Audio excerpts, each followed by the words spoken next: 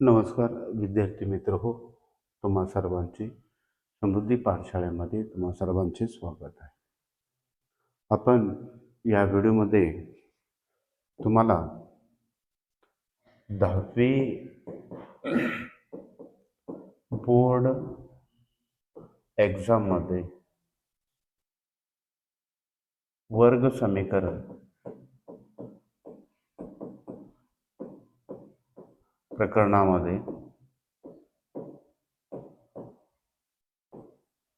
3 मार्काचा किंवा 4 मार्काच्या प्रश्नासंदर्भात किंवा गणितासंदर्भात आपण आज चर्चा करणार आहोत. हे त्याला बोर्ड परीक्षेमध्ये तुम्हाला 10वी बोर्ड परीक्षेमध्ये यावर्षी अपेक्षित म्हणजे येऊ शकणारा उदाहरण संग्रह 2.5 ह्या उदाहरण संघातील 3 मार्काला किंवा 4 मार्कसाठी येऊ शकणाऱ्या एका प्रश्नासंदर्भात चर्चा आपण या ठिकाणी करत आहोत. आणि त्यासाठी एक उदाहरण लक्षात घेऊ. त्यासाठी मी इथं उदाहरण घेतो. एक्झाम्पल, अल्फा आणि बीटा, अल्फा आणि बीटा ही x वर्ग अधिक 5x वजा 1 बरोबर 0 या समीकरणाची मुळे आहेत असं दिलेलं आहे. तर तुम्हाला अल्फा वर्ग अधिक बीटा वर्ग याची किंमत तुम्हाला काय करायचं आहे, शोधायची आहे. चल, म्हणजे आपल्याला हे वर्ग समीकरण दिले. आणखीन यासाठी अल्फा आणि बीटा ही 2 मुळं दिलेले आहेत. तर आपल्याला अल्फा वर्ग अधिक बीटा वर्ग याची किंमत आपल्याला शोधायचं आहे. आणि हा प्रश्न तुम्हाला प्रश्न क्रमांक 3 आणि प्रश्न क्रमांक 5 आणि प्रश्न क्रमांक 4 मध्ये आला तर तुम्हाला 4 मार्क येईल. 3 आणि 5 मध्ये आला तर तुम्हाला 3 मार्क येईल. 3 मार्कसाठी हा प्रश्न येईल. त्या उदाहरण संघावरील एक एक्झाम्पल जे तुमच्या समोर आहे. मग आपल्याला काढायची किंमत कोणाची, अल्फा वर्ग अधिक बीटा वर्ग. हे आपल्याला इथं कुठं दिसत नाही. तर प्रथमतः आपण काय करू, थोडंसं उलट्या पद्धतीने गणित सोडवायचा प्रयत्न करू. कारण का हे एक्झाम्पल सुमार मुलांचं 100% परीक्षेमध्ये चुकतं किंवा हे एक्झाम्पल हे गणित सोडत असताना गोंधळ उडतो किंवा सुटत नाही, थोडंसं अवघड वाटतं. म्हणून आपण हे एक्झाम्पल इथे विचारात घेतले. प्रथमतः आपण काय मिळवू, अल्फा वर्ग अधिक बीटा वर्ग कुठं आहे ते शोधू. त्यासाठी आपल्याला 8वी मधील ए अधिक बी कंसाचा वर्ग हे विस्तार सूत्र वापरावं लागेल. ह्या कंसाचा विस्तार करा. पहिल्या पदाचा वर्ग म्हणजे एचा वर्ग अधिक 2 गुणले पहिलं पद म्हणजे ए, दुसऱ्या पदाचा गुणाकार अधिक दुसऱ्या पदाचा वर्ग. चला, आपल्याला जे ए वर्ग अधिक बी वर्ग जे पाहिजे होतं ते तुम्हाला इथं पाहिजे आहे. ते इथं मिळतं तुम्हाला. म्हणजेच आता इथं आपण ए आणि बी हे न घेता आपण इथं काय घेऊ, अल्फा अधिक काय घेऊ, बीटा कंसाचा वर्ग करू. ह्या विस्तार सूत्राप्रमाणे याचाही विस्तार करू. पहिल्या पदाचा वर्ग म्हणजे अल्फाचा वर्ग अधिक 2 पहिलं पद गुणले दुसरं पद म्हणजे अल्फा गुणले बीटा अधिक दुसऱ्या पदाचा वर्ग म्हणजेच बीटाचा वर्ग. चला, जे तुम्हाला अल्फा अधिक बीटा ते इथं दिसेल तुम्हाला, म्हणजे हा पार्ट इथं नको आहे. पुन्हा याचं रूपांतर करू. म्हणजेच काय होईल, अल्फा अधिक बीटा वर्ग बरोबर आणि हा जो पार्ट आहे तो या बाजूला आणू. म्हणजेच काय होईल, वजा 2 अल्फा गुणिले बीटा बरोबर या बाजूला राहिलेले 2 घटक ते तिकडे लिहून टाकू. म्हणजेच अल्फा वर्ग अधिक बीटा वर्ग. म्हणजे तुम्हाला याची किंमत काढायची आहे. समजलं? थोडंसं उलट सुरुवातीला कुणाची किंमत काढायची हां. चला आता हा परत नंतर आपल्याला घ्यायचा आहे. तो गणित कोणत्या पद्धतीने सोडवायचं आहे म्हणजे मला अल्फा अधिक बीटाची किंमत पाहिजे आणि अल्फा गुणिले बीटाची किंमत मला मिळाली तर सोडवू शकतो. आणि त्यासाठी 2.5 उदाहरण संग्रहामध्ये समीकरण घ्यावं लागतं. एक्स वर्ग अधिक 5x वजा 1 बरोबर 0. आणि ह्या समीकरणाची तुलना आपल्याला करायची असते. ax वर्ग अधिक bx अधिक c बरोबर 0 ह्या समीकरणाबरोबर याची काय करा, तुलना करा.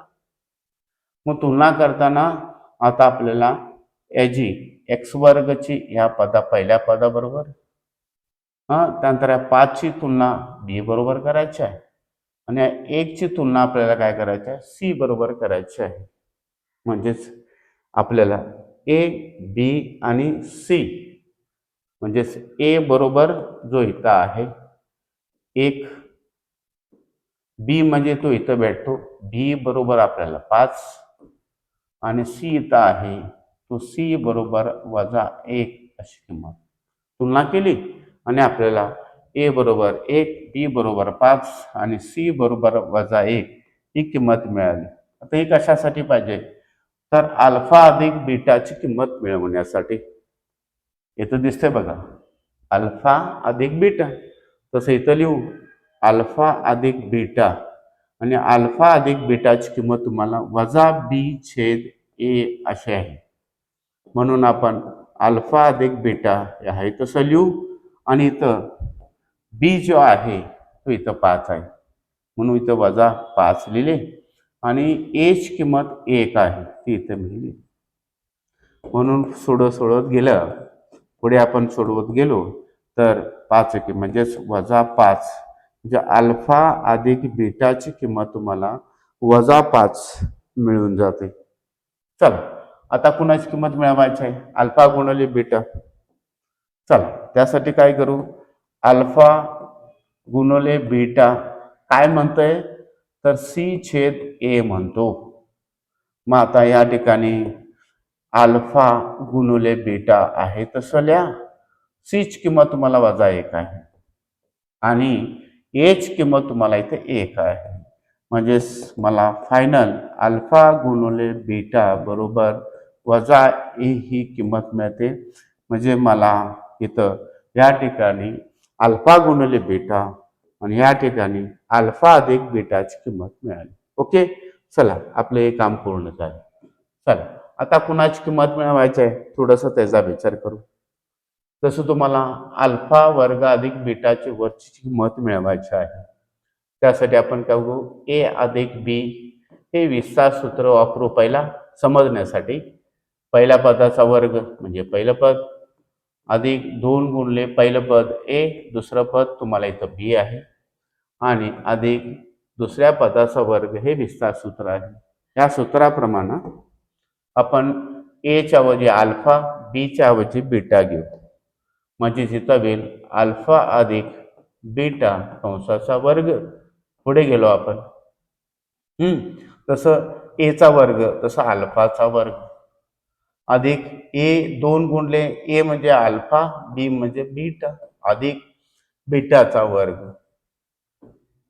चला किंमत कोणाची पाहिजे आपल्याला, अल्फा वर्ग अधिक बीटा. म्हणजे ह्या घटकाची इथं काय गरज नाही, ते कुठं गेलं पाहिजे, ह्या बाजूला गेलं पाहिजे.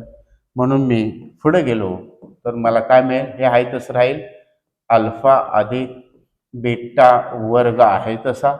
हे अधिक आहे ते केल्यानंतर काय होतील वजा 2 अल्फा गुणिले बीटा बरोबर ह्या बाजूला हा जो पार्ट राहिला होता तो भाग इथं लिहितो अल्फा वर्ग अधिक बीटा वर्ग. चला बीटा वर्ग याची किंमत आपल्याला आता मिळवायची आहे. म्हणजेच मला काय माहीत पाहिजे होतं, अल्फा अधिक बीटा आणि अल्फा गुणिले बीटा. तसं इथं अल्फा अधिक बीटा तुम्हाला 5 आहे म्हणून मी काय मिळेल वजा 5 ही किंमत भरेन वजा 2. आता अल्फा गुणिले बीटा ते इथं आहे म्हणजे इथे किंमत तिची किंमत बनवू शकतो -1 बरोबर अल्फा वर्ग अधिक बीटा वर्ग. पुढे गेलो मी. कोणत्याही ऋण संख्येचा वर्ग धन 5चा वर्ग 25 वजा वजा अधिक होतील इथं 2 आणि बरोबर अल्फा वर्ग अधिक बीटा वर्ग आहे तसं राहील. आणि म्हणून सरते शेवटी 25 आणि 2 27 बरोबर अल्फा वर्ग अधिक बीटा वर्ग. अशा प्रकारे तुम्हाला जी किंमत पाहिजे होती अल्फा वर्ग अधिक बीटा वर्ग, अशा पद्धतीनं आपल्याला ह्या पायरी पद्धतीने आपण सोडवलं तर इथं तुम्हाला 3 पैकी 3 मार्क मिळतात. आणि हाच प्रश्न बोर्ड परीक्षेमध्ये सोडवायला मुलांना अडचण जाते आणि त्या संदर्भात आपण त्या ठिकाणी हा व्हिडिओ केला. जर समजा तो 4 मार्काला असेल, जर तो 4 मार्काला आला तर आपण काय आणखीन यामध्ये वाढ होईल. त्यासाठी तुम्हाला इथं अल्फा घन अधिक बीटा घन याची पण किंमत शोधा सांगितली. जसं इथं तुम्हाला अल्फा वर्ग अधिक बीटा वर्ग. चला तर ह्या समीकरणाच्या आधारे अल्फा घन अधिक बीटा घन याची किंमत मिळवू. म्हणजे तुम्हाला काय मिळवायचं आहे अल्फा घन अधिक बीटा घन. म्हणजेच तुम्हाला ह्याचं विस्तार सूत्र वापरावं लागेल ए अधिक बी कंसाचा घन. आता ते थोडस नंतर बघू. त्यापूर्वी आपल्याला इथं मूळ किंमत मिळाले. काय मिळाले अल्फा अधिक बीटा आणि अल्फा गुणिले बीटा ही किंमत पुढे डायरेक्ट घेऊ. म्हणजेच आपल्याला इथं अल्फा अधिक बीटा बरोबर -5. कारण ते सेम एक्झाम्पल असल्यामुळं इथं आपल्याला परत किंमत काढायची आवश्यकता नाही. तसं अल्फा गुणिले बीटा तुम्हाला किती मिळालं होतं -1. ओके. जो पार्ट ह्या ठिकाणी हा आपण सोडवला तो परत पुन्हा सोडवायची आवश्यकता नाही. म्हणून आपण थोडंसं काय केलं अल्फा अधिक बीटा आणि अल्फा गुणिले बीटा याची किंमत इथं डायरेक्ट वापरली. आता आपल्याला कुणाची किंमत काढायची आहे अल्फा घन अधिक बीटा घन. त्यासाठी विस्तार सूत्र वापरायचं आहे ए अधिक बी कंसाचा घन बरोबर ए चा घन अधिक बी चा घन अधिक किती होईल तुमचे 3 ए गुणिले बी कंसात ए अधिक बी असा याचा विस्तार होतो. तर ह्या ठिकाणी आपल्याला काय वापरायचं अल्फा वापरायचे. म्हणजेच ए च्या ठिकाणी अल्फा बी च्या ठिकाणी बीटा घन बरोबर याचा विस्तार काय होईल पहिल्या पदाचा म्हणजे अल्फाचा घन अधिक बीटाचा घन अधिक 3 अल्फा गुणिले बीटा आणि अल्फा अधिक बीटा असं आपल्याला म्हणा. ओके. परंतु आपल्याला किंमत कुणाची पाहिजे आहे तर या ठिकाणी अल्फा अधिक बीटाची तर आपल्याला इथं यांची काय नाही आवश्यकता नाही. ते कुठे गेले पाहिजेत इकडे गेले पाहिजेत. चला नेऊ त्यांना इकडं. म्हणजेच काय होईल अल्फा अधिक बीटा घन आहे तसा राहील आणि अधिक आहे इकडे वजा होईल 3 अल्फा बीटा बरोबर 3 अल्फा बीटा कंसात अल्फा अधिक बीटा हा भाग पूर्ण त्या बाजूला नेला आणि शिल्लक राहिलेला हा पार्ट आहे तो बरोबर चिन्हाच्या पलीकडे किती आहे अल्फा घन अधिक बीटा घन. ओके. चला आता आपल्याला अल्फा अधिक बीटाची किंमत माहित आहे. इथं -5 आहे इथं भरू आपण. म्हणजेच -5 कंसाचा घन वजा 3 गुणिले अल्फा गुणिले बीटा आहे म्हणून -1 कंसात परत अल्फा अधिक बीटा आहे म्हणून -5 बरोबर अल्फा घन अधिक बीटा घन वजा केलं होतं अधिक. ओके. पुढे जाऊ आपण. आता 25चा घन येत नसेल तर -5 गुणिले -5 गुणिले -5 करायचं. 5 म्हणजे 25 गुणिले परत -5 म्हणून याचं उत्तर येतं -125. 125 वजा हा त्याचा 5चा घन आहे, म्हणून वजा 125 वजा 3 गुणले 1 म्हणजे अधिक 3 गुणले फक्त वजा 5 बरोबर अल्फा घन अधिक बीटा घन. पुढे गेलो आपण, या बाजूला येतो थोडस. 125 आहे तसं राहते, वजा 125 आणि इथं वजा इथं अधिक आहे, ह्या दोघांचा गुणाकार करायचा आहे. अधिक वजा वजाच राहील, 5 त्रिक 15 वजा 15 बरोबर शिल्लक राहिलेला हा पार्ट म्हणजेच कोण अल्फा घन अधिक कोण बीटा घन.